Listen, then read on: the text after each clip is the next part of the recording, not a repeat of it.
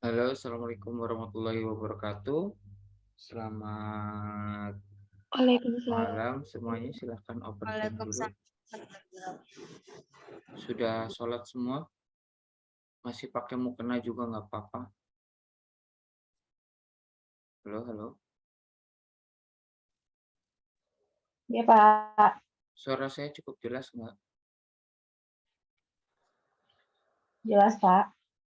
Oke. Yang lain belum open cam?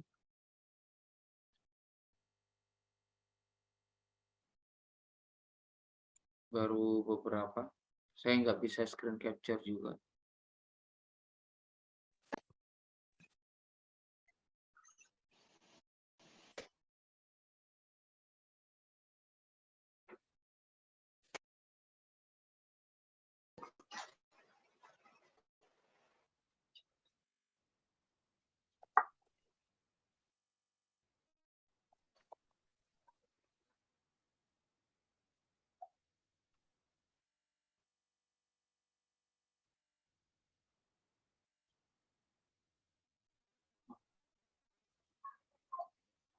Tujuh.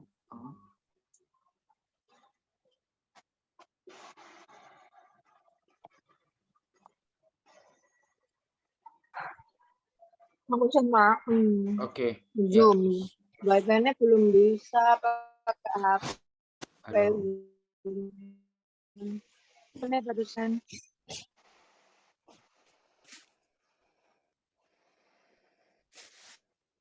Oke, karena waktunya agak mepet ya teman-teman semua, jadi saya akan ada 2 kelas hari ini.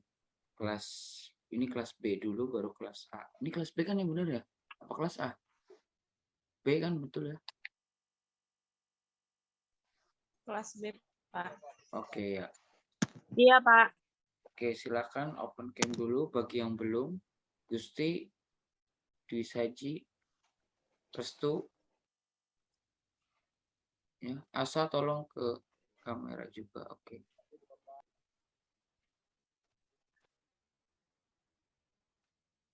Belum open cam semua, masih banyak yang connecting.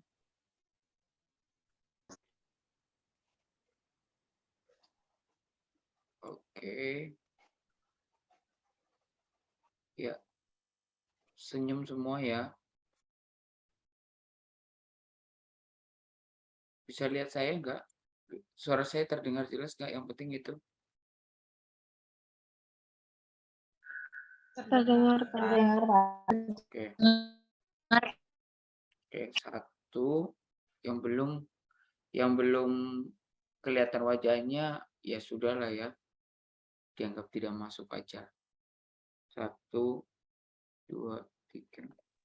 Mohon maaf, Pak, mati lampu. Hah? Mati lampu. Ya ampun, sedih banget. Ya udah, yang penting ada item-itemnya lah ya. Iya, Pak. Iya. Satu lagi, 1, 2, 3. Sekosan mati lampu semua berarti itu ya. Oke, teman-teman semua, saya siapkan dulu PowerPoint-nya. Saya lagi banyak sekali revisi artikel, jadi lumayan padat. Jadi mohon maaf ya kalau preparation-nya kurang. Tapi ya semoga bisa maksimal. Sebentar. Semester Bapak, ya, suaranya kurang besar deh. kurang apa? Suaranya kurang besar nggak? Sekarang udah Kurang agak kedengaran. mendingan nggak? Udah mendingan belum? Sudah Pak. Maaf Pak, soalnya di sini sedih hujan. Oke. Ya, sebentar ya. Saya buka materinya dulu. Enteral dan parenteral notations. Wait a minute. Oke.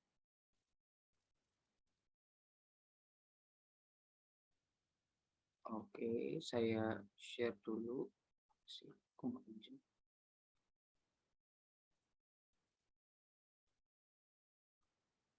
Sudah kelihatan layar saya, teman-teman semua? Sudah terlihat belum? Belum, Pak. Loading, Pak.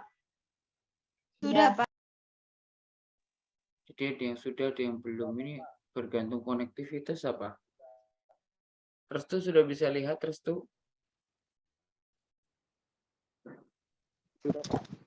Oke. Saya pelan-pelan saja ya. Teman-teman, hari ini kita akan membahas tentang sedikit sekali sih tentang enteral dan parenteral nutrition. Jadi, enteral dan parenteral nutrition itu pasti sudah agak ada gambaran ya. Ada yang tahu nggak apa yang dimaksud enteral, apa yang dimaksud parenteral? Silahkan, ada yang mau berpendapat?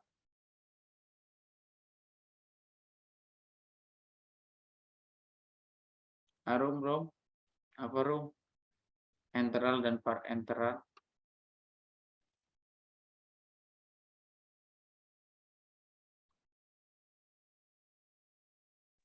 Kalau yang enteral tuh yang total nutrisi bukan sih, Pak? Kalau yang parenteral Biasanya lewat sonde kayak gitu. lewat sonde. Ya, Oke. maksudnya lewat NGT kayak gitu loh, Pak. Oke. Lewat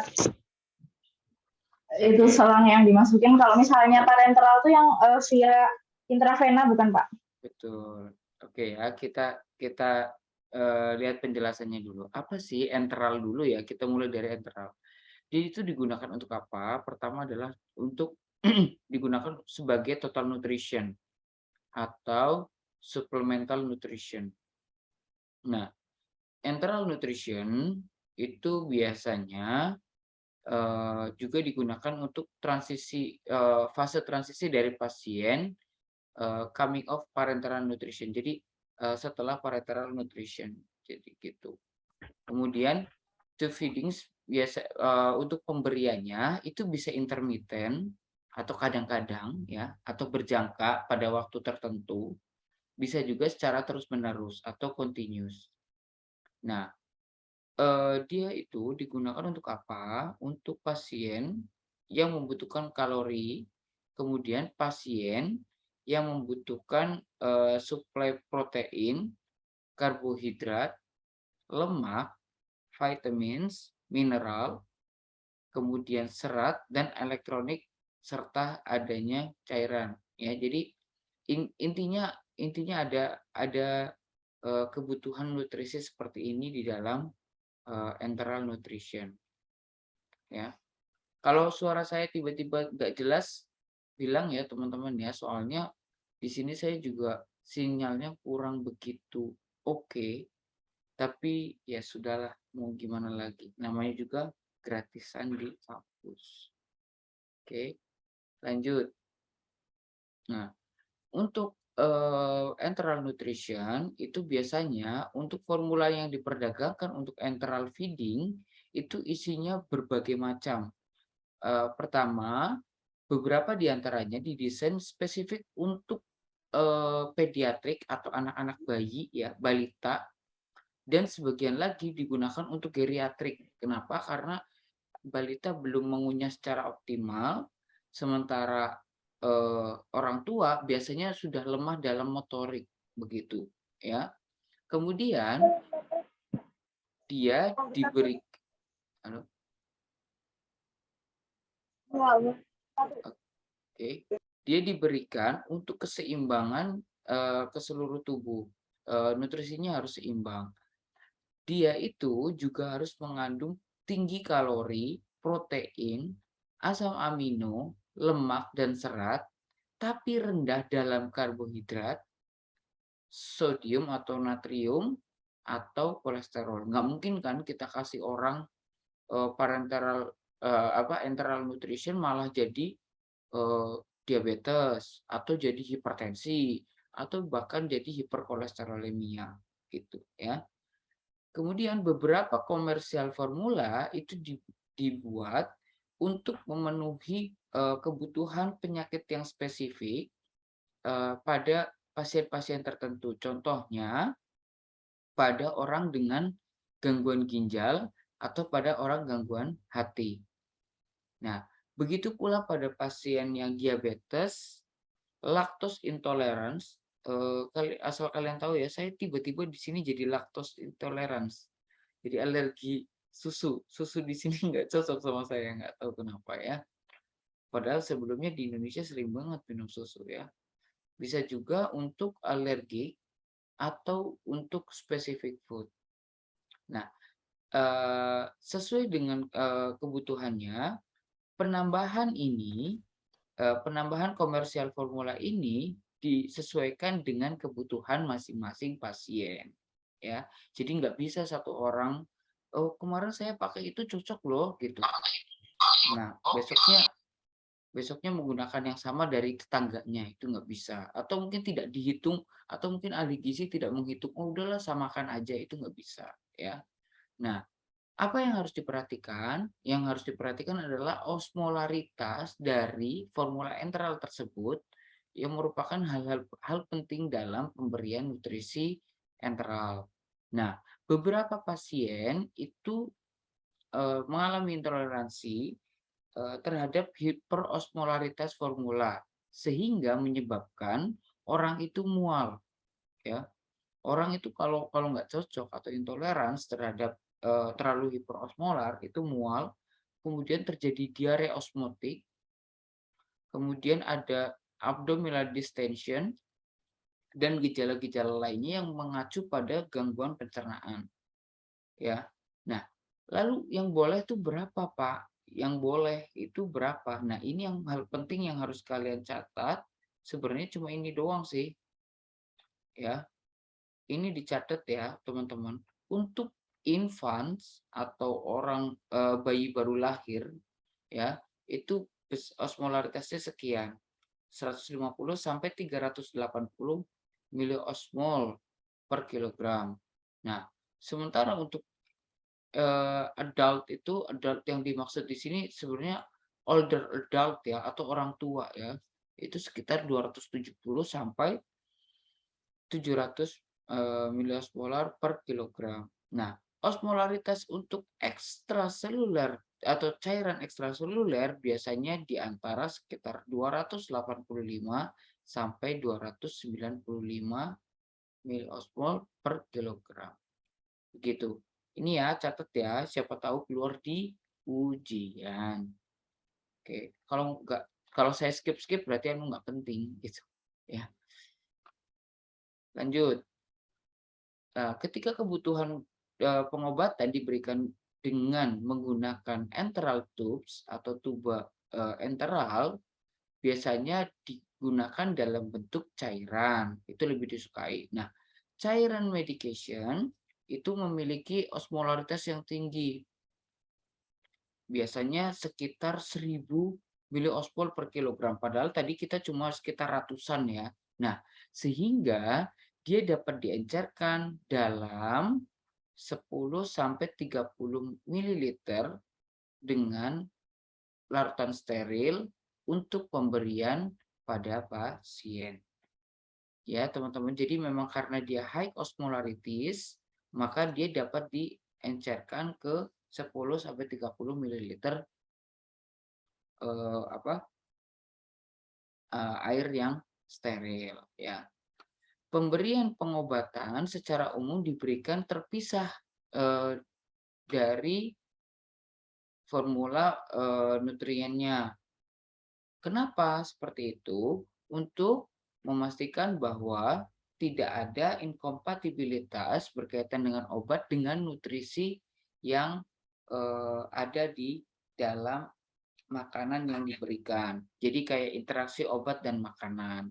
Yang kedua, untuk memastikan bahwa tidak ada efek samping pada saluran pencernaan yang mungkin muncul. Contohnya adalah diare dan konstipasi. Ya, yang paling sering muncul kan seperti itu. Oh, habis makan formula tertentu mungkin terlalu tinggi seratnya sehingga konstipasi atau justru apa namanya? Kurang serat, nah segala macam nanti bisa menyebabkan gangguan-gangguan pencernaan seperti itu. Kemudian untuk memastikan bahwa tidak ada residual medication yang tertinggal di feeding tubes atau tabung untuk pemberian itu setelah pemberian obat. Ya. Selanjutnya, yang berikutnya adalah parenteral nutrition. Apa itu parenteral nutrition? Kalau parenteral nutrition itu diberikan secara intravena alimentation atau HAL, tapi umumnya diberikan secara intravena. Nah, partial parenteral nutrition merupakan, jadi ada PPN, ada TPN. Nanti kalau kalian belajar nutrisi klinis, terapi nutrisi medikal, nanti akan dijelaskan lebih rinci ya. Jadi partial parenteral nutrition merupakan nutritional support yang diberikan melalui oral, rute oral, dan hanya sebagian daily nutritional requirements. Jadi misalkan hanya kekurangan karbohidrat, ya kita kasih karbohidrat aja. Oh, dia kekurangan protein, berarti kita tambahkan protein. Kekurangan albumin, kita tambahkan albumin, seperti itu. Nah, selanjutnya apalagi teman-teman semua? Jadi misalkan nih, ada yang disebut dengan total parenteral nutrition. Apa itu total parenteral nutrition? Dia itu memberikan jadi semua kebutuhan harian pasien itu diberikan dalam parenteral melalui intravena. Ya, jadi biasanya ini terjadi pada pasien-pasien yang masuk ke ICU ya. Total parenteral nutrition. Nah, ini adalah standar line untuk formula. Jadi nanti ada, oh elektrolitnya berapa kebutuhannya, asam aminonya berapa, gulanya berapa, kemudian ada tambahan atau tidak gitu loh ya. Ini gambarannya seperti ini. Nah, parenteral nutrition memiliki beberapa catatan penting. Yang pertama adalah seorang tenaga medis harus memilih standar formula atau modifikasi untuk pemberian sentral ataupun perifer, untuk pemberian sentral atau perifer. Nah, biasanya ada yang tipikal atau umumnya parenteral nutrition itu mengandung makronutrien, mikronutrien, dan water for injection ya. Makronutrien itu apa saja, Pak? Ya, yang kita kenal sebagai karbohidrat, di mana di dalamnya mengandung dekstrosa, kemudian protein, di mana di dalamnya mengandung asam amino, dan lemak, di mana di dalamnya mengandung emulsi lemak. Nah, kemudian mikronutrien juga diperlukan, contohnya adalah vitamins, kemudian trace elements, dan elektrolit. Nah, parenteral nutrition formula itu dapat dijual bebas, tapi harus disiapkan oleh, bisa juga disiapkan oleh farmasis dengan alat pencampur otomatis ya, atau automate mixing devices ya. Kemudian nutritional requirements and formulation differ based on,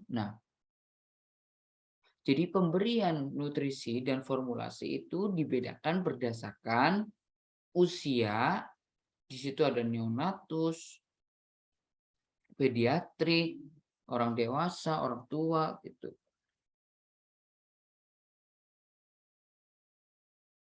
Juga pada pasien spesifik disease, contohnya adalah pasien dengan gangguan ginjal, gangguan hati, gangguan paru, nah seperti itu. Nah, dalam mempersiapkan formula untuk parenteral nutrition, farmasis harus menggunakan small volume parenterals. Nah, harus menggunakan parenteral volume kecil. Nah, contohnya apa? Ampul dan vial. Nah, kita lihat bahwa berdasarkan small parenterals ini, isinya adalah elektrolit, vitamins, dan mineral. Sementara untuk large volume parenteral itu biasanya mengandung makronutrien. Contohnya tadi protein dalam bentuk asam amino, glukosa dalam bentuk dextrosa, dan sterile water for injection. Nah, untuk parenteral nutrition itu berapa lama untuk pemberiannya? Biasanya ini bisa dicatat juga ya, kalau ini bisa dicatat, mending dicatat aja. Jadi sekitar 20 sampai 50 ml per jam, dan bisa di-adjust setiap 8 atau diberikan setelah 8 sampai 12 jam tergantung dari kondisi pasien dan status nutrisinya. Kemudian larutan TPN dapat diberikan secara terus-menerus selama 24 jam atau siklikal atau berkala ya, tergantung dari kebutuhan pasiennya. Nah, biasanya apa yang device yang diberikan biasanya ada automate pumping device atau apa, alat ya kayak insulin pump lah, mirip seperti itu ya, diberikan dengan pompa ya. Kemudian pada beberapa hal parenteral nutrition itu diberikan institutional settings, diteruskan pada outpatient basis at home ya, bisa diberikan pada pasien juga di rumah. Nah, kebutuhan nutrisi ini ada berapa slide sih, sorry. Udah hampir 20 menit ya. Kebutuhan nutrisi itu dihitung berdasarkan kuantiti atau jumlah makronutrien dan mikronutrien yang dibutuhkan seorang pasien untuk memaintain status nutrisinya. The quantitative amounts atau jumlah kuantitatif dari cairan dan spesifik nutrien dibutuhkan pada individu yang berbeda. Bisa dibedakan berdasarkan age, gender, physical parameters, disease state, dan current nutritional status. Jadi tujuannya adalah to provide only general consideration. Oke. Nah, fluid requirements. Faktornya apa saja yang mempengaruhi untuk daily fluid requirements? Yang pertama adalah body weight. Body weight itu apa, teman-teman? Ada yang tahu body weight itu apa? Berat Berat badan. BSA?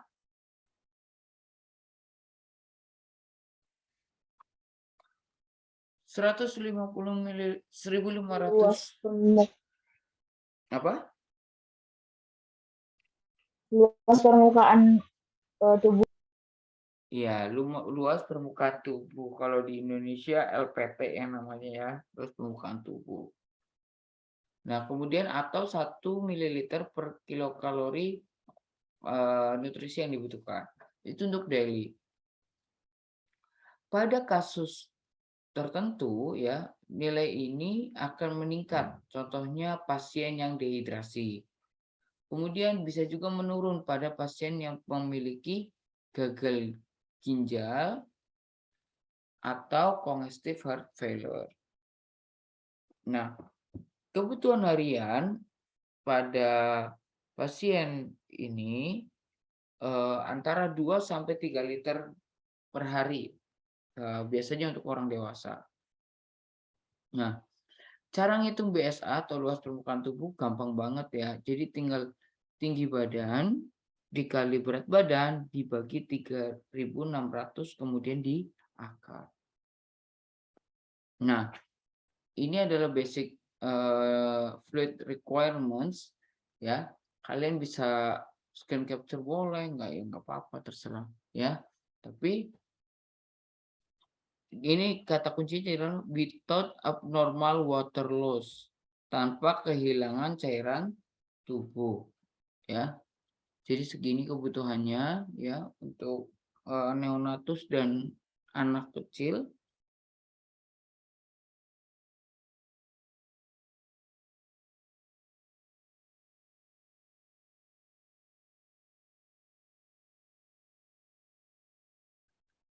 Kemudian untuk kalori, ini jumlah yang dibutuhkan cukup lumayan dan suhunya juga harus terkontrol di 1 derajat Celcius. Kalori dibutuhkan pada lumayan jarang dibutuhkan oleh pasien. The Harris-Benedict equation atau persamaan Harris-Benedict biasanya digunakan untuk mengestimasikan basal energy expenditure atau BEE requirements for non-protein calories. Nah, cara ngitungnya adalah BEE sama dengan resting metabolic energy sama dengan resting energy expenditure.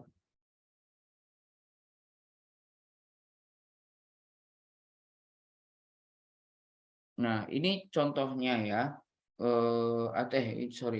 Ini hitungannya untuk yang laki-laki dan perempuan. Silakan di screen capture boleh. For males, for females. Ya. Ini adalah TDE adalah total daily expenditures.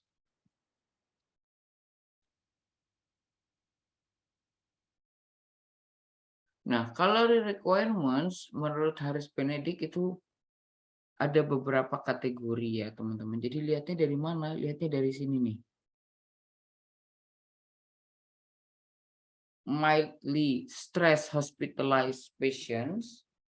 Jadi nggak terlalu stres. Kemudian moderate, post-operatif, dan hiperkatabolik pasien.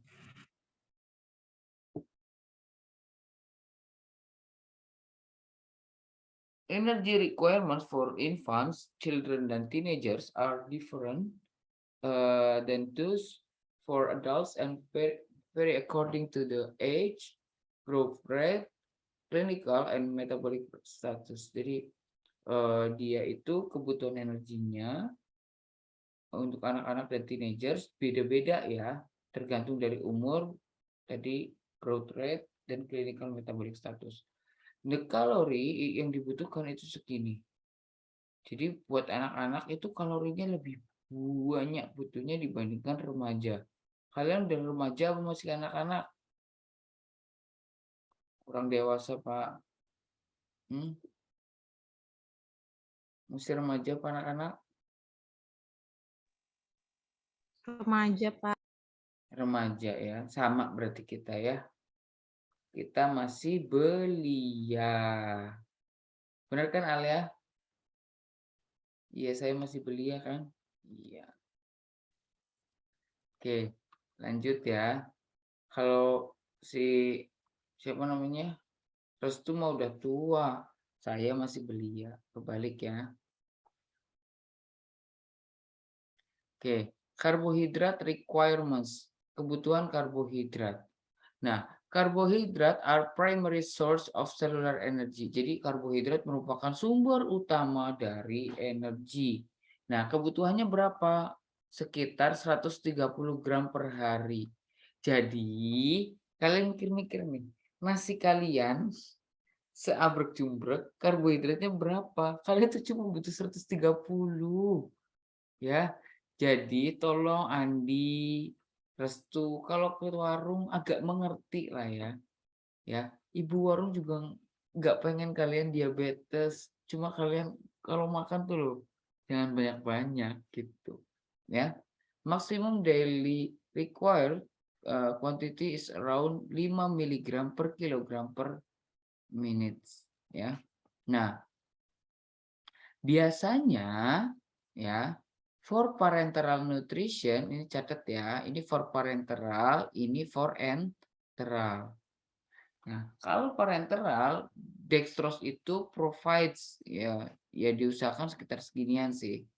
Ya, 3,4 kilokalori per gram. Nah, atau setiap 100 mili mengandung 25% dextrose injection yang diberikan dalam 50 kilokalori of energy.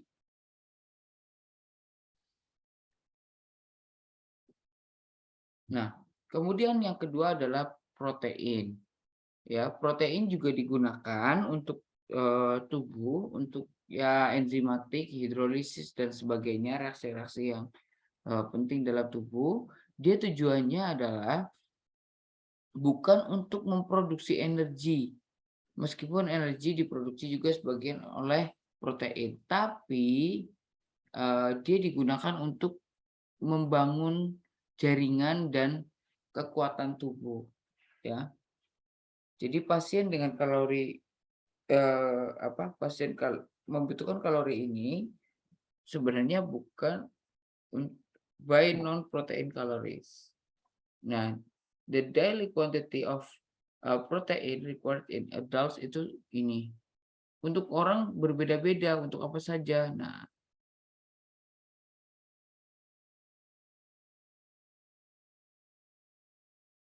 oke. Jadi kebanyakan untuk protein itu adalah orang-orang yang terkena gangguan pada kestabilan cairan tubuh serta pada burn patients. Kenapa burn pasien? Orang kebakaran kenapa butuh protein banyak? Ada yang tahu? Ada yang tahu? Kenapa kalau orang kebakaran butuh proteinnya lebih banyak? Ada yang bisa jawab?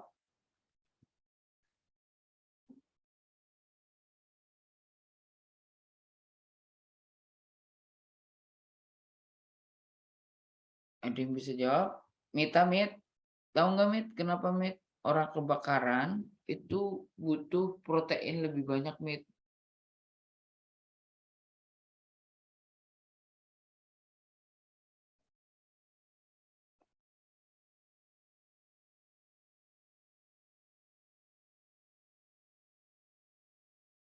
Ada yang tahu? Satu kelas masa nggak ada yang tahu?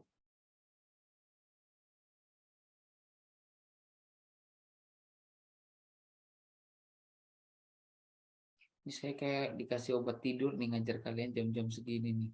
Saya ngajar dari jam 2, coba bayangkan.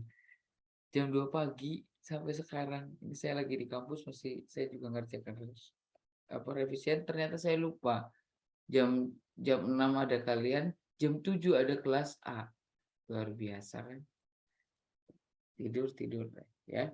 Oke ya teman-teman, ini dicatat baik-baik ya. Kenapa kok orang kebakaran itu butuh nutrisi protein? Ingat, orang yang kebakaran itu pasti mengalami hipoalbumin. Dan albumin terbentuk dari protein. Ya. Jadi ketika orang terbakar, dia proteinnya loss, pasti dia turun. Makanya dia butuh nutrisi dari luar untuk mensuplai albumin.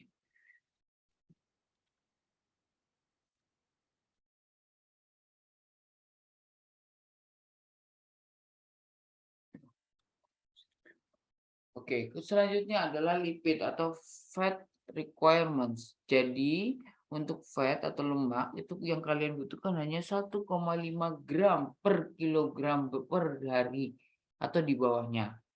Nah, sekarang kalian mikir deh, berat badan kalian 90 kilo misalkan. Iya nggak sih?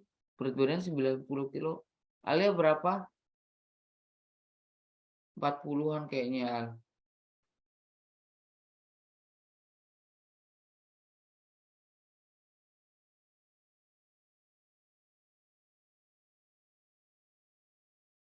Berat badannya berapa pada Andi? Berapa Andi? 72 bab. 70 lah ya, anggaplah 70. Berarti kan kebutuhan maksimalmu kurang lebih hanya 100 Andi ya, untuk lemaknya 100 gram loh. Lah sementara kamu makan sate kambing 10 tusuk, tambah lagi nasinya, tadi yang nasi itu. Makin sehat-sehat ya. Tapi kalau yang lipid kayak gini, ketika di parenteral nutrition harus betul-betul tepat diberikan. Jangan kurang, kalau bisa jangan lebih, kalau bisa kurang. Kalau yang lipid, ya. Kemudian ada kebutuhan serat, ya. Ini digunakan untuk kesehatan saluran pencernaan, ya. Dia biasanya larut dalam gastrointestinal dan berhubungan dengan penurunan absorpsi dari lemak dan kolesterol. Kemudian mikronutrients merupakan standar jumlah elektrolit yang dapat digunakan untuk parenteral nutrition atau dimodifikasi sesuai dengan kebutuhan. Contoh, ini kalau ada contoh begini, kalian kerjakan ya. Siapa tahu ujiannya ngikutin dari sini gitu. Ya. Ya nanti dicobain aja ya di rumah ya. Di screen capture silakan dikerjakan. Kemudian karena waktu berapa menit lagi? Oke. Hati-hati terhadap konversi dari dari jumlah cairan yang diberikan secara enteral. Satu kaki itu 30,48 cm. 1 inci 2,54 cm. Ya. 1 kilogram kurang lebih 2,2 lb. 1 quart sama kira-kira 946 mili.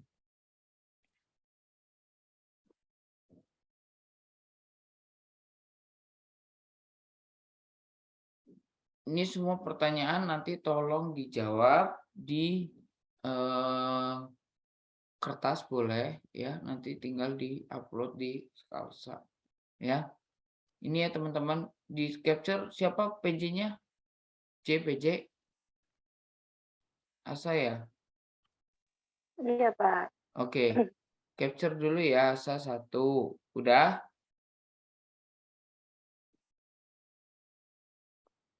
Sudah? Asa? Sudah, Pak. Oke, lanjut ke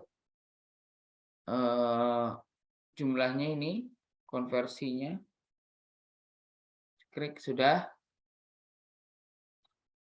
Ini HP-nya canggih nih kayaknya. Lanjut.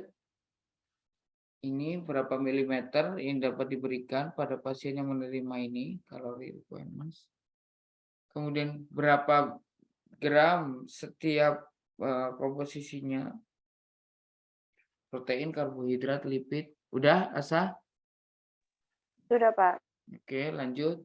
Jika produk mengandung 85% air, itu bagaimana kebutuhannya? Kemudian jika formula itu diberikan secara terus-menerus selama 24 jam, berapa lama flow rate-nya? HR itu bukan hari ya, hours ya, jam ya. Kemudian jika pasien tersebut tidak meneruskan formula tersebut di rumah melalui intermittent feedings lebih dari 40 menit setiap 4 jam, berapa volume yang dapat diberikan setiap kali menggunakan ya. Ini step-stepnya, silakan di capture. Ini beberapa catatan pentingnya. Hitung parenteral nutritionnya. Itu saja ya teman-teman, nggak terlalu banyak sih, ini sebenarnya cuma itu doang tugasnya. Kalian kerjakan saja di kertas, silakan kalian kerjakan. Tidak terlalu banyak materi yang saya sampaikan, lebih baik diskusi saja. Ada yang mau bertanya sampai di sini? Oh ya, kalian sudah dibagi belum pembimbingnya? Belum ada pengumuman, Belum, Pak. Pak. Oh, belum ada. Oke. Yang sudah kemungkinan besar nge-lab siapa? Banyak ya.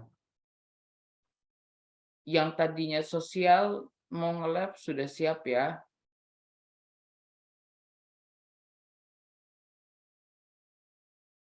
Ada pertanyaan nggak sampai di sini, teman-teman semua? Tidak, Pak. Bapak izin bertanya, Pak. Boleh, silakan.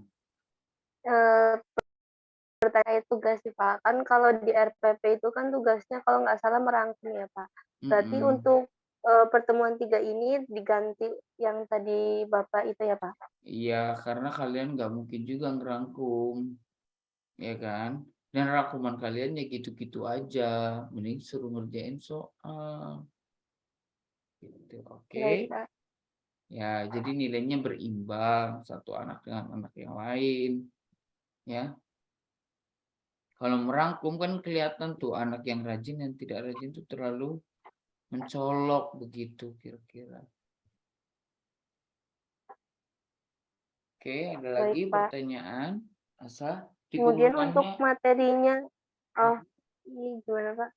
pengumpulannya minggu depan aja Oh, di jadwalnya ya. oh, baik, Pak. Oke. Kemudian untuk materinya apa di-share di Salsa, Pak? Enggak, materinya ya recording ini saja. Tidak ada materi PowerPoint yang disampaikan melalui Skalsa itu tidak boleh.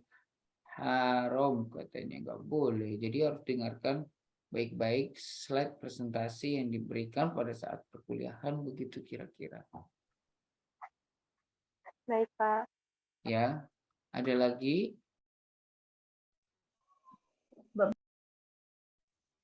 Hari Ya. Rabu jam berapa ya, Pak? Kenapa? Zoom-nya? Hari Rabu jam berapa ya, Pak? Hari Zoom-nya? apa? Hari Rabu. Rabu itu Rabu. apa? Bapak, kelas Bapak. Bapak bukan. Coba cek dulu. Bukan Mbak sama Bu Silma. Maaf, Pak, salah. Sama Bu Silma. Nah, Iya. iya, saya cuma 2 biji doang ini ketemu kalian. Tahu-tahu kalian udah langsung nanti ketemu saya di sidang. Ya, Rum, kamu sidang sama saya ya di ujinya ya, Rum. Ya, nggak apa-apa, Pak. Kalau boleh konsul juga nggak apa-apa. Sekarang ada informasi lagi tadi tuh, sedikit informasi, spill sedikit ya, berkaitan dengan skripsi. Oh, giliran bahas skripsi jadi nggak ngantuk kan. Jadi, bahwa kalian sudah tidak diperkenankan lagi menggunakan jasa statistik di luar kampus. Jadi kalian harus running sendiri, ya. Jadi kami saat ujian itu berhak menanyakan step by step to measure pengukuran kalian, misal multivariat atau ANOVA itu seperti apa untuk mendapatkan data tersebut. Oke. Jadi nggak bisa kalau kalian atak-utuk tok dan sidang proposal juga harus mengetahui begitu kira-kira. Ya, sedikit spill informasi begitu ya.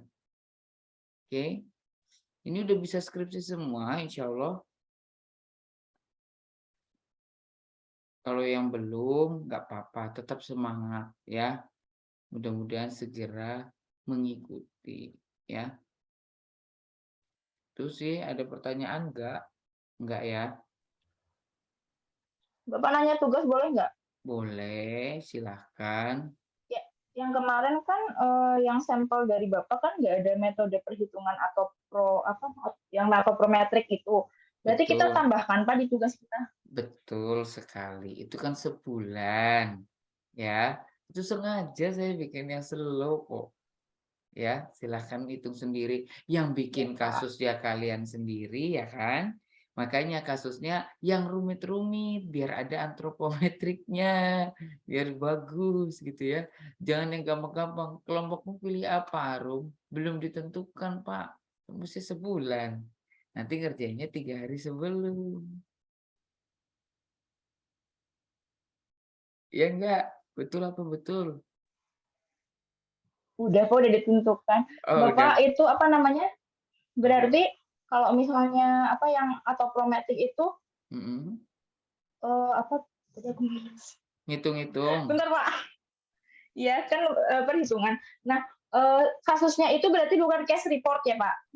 Boleh case report, maksudnya laporan kasus dari mana, terus kalian hitung sendiri, itu boleh. Atau kalian membuat sendiri kasusnya juga nggak apa-apa.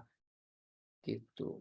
Ya, tapi biasanya di Krause's Food and Nutrition, di e-book-nya itu biasanya udah ada beberapa contoh kasus kok. Ya, di Krause's Food punya Krause S Food and Nutrition. Nah, itu biasanya ada beberapa contoh yang bisa kalian ambil begitu kira-kira. Oke. Berarti boleh dari itu ya Pak e-book-nya ya? Iya, dari e-book-nya boleh ya. Kan kasusnya beda-beda kan nggak mungkin sama ya. Kasusnya tentang apa, Arum? Case-nya tentang Oh, apa? hipertensi sih Pak yang kemarin nemu di itu. Lihat di Oke. Krauses. Oke. Katanya kemarin kelompoknya nggak imbang ya, jadi harus ditambahin 1 ya jadi 6 ya? Iya nggak Iya sih? Pak, kemarin Iya nggak, lebih Bang? soalnya kita Yang ada sekitar 48 atau 50 siswa begitu. oke, nggak apa-apa. It's okay ya. Oke, ada pertanyaan lagi? Yang lain kasusnya apa? Ini kan hipertensi. Yang lain belum menentukan, Pak. Ada yang udah menentukan nggak? Ada yang sudah menentukan belum? Rosiana? Rencananya diabetes, Pak. Kalau kelompok Oh, Mita. Mita diabetes. Terus siapa lagi?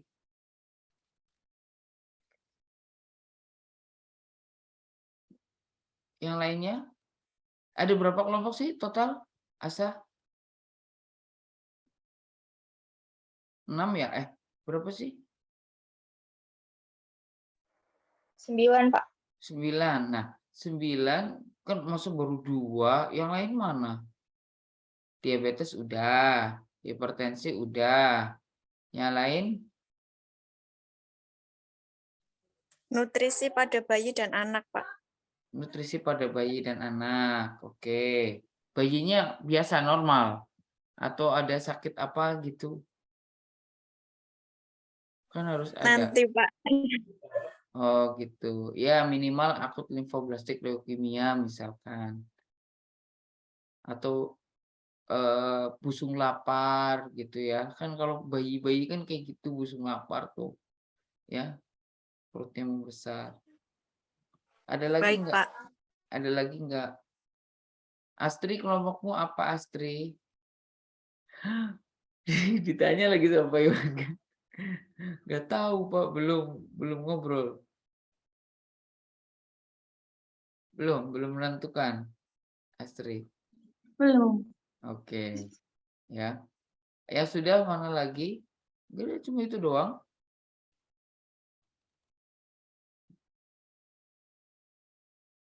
Oke lah. Ya sudah, itu saja untuk hari ini dan untuk pertemuan Varter 4 kayaknya ini yang terakhir ya.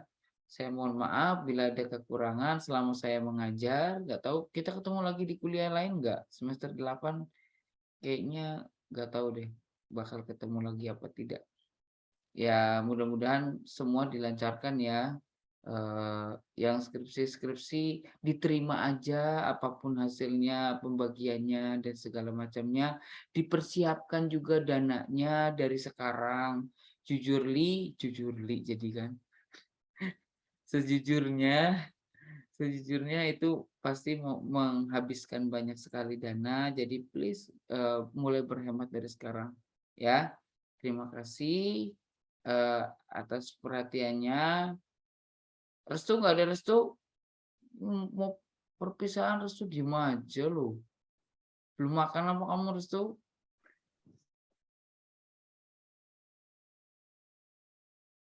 Restu. Nangis Pak ini Pak. Hah?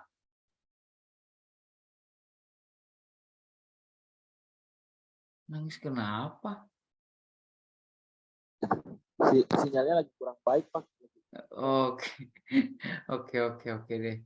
Ya udah, terima kasih atas perhatiannya. Wassalamualaikum warahmatullahi wabarakatuh. Waalaikumsalam warahmatullahi wabarakatuh. Makasih Pak Ikhwan. Terima kasih Pak. Yo. Mengingatkan absen Pak. Oh iya, betul presensi ya. Saya belum buka Skalsa sama sekali hari ini. Tadi juga kelas itu juga belum. Oke. Ya, terima kasih sudah diingatkan. Saya tutup ya Zoom-nya ya. Terima kasih.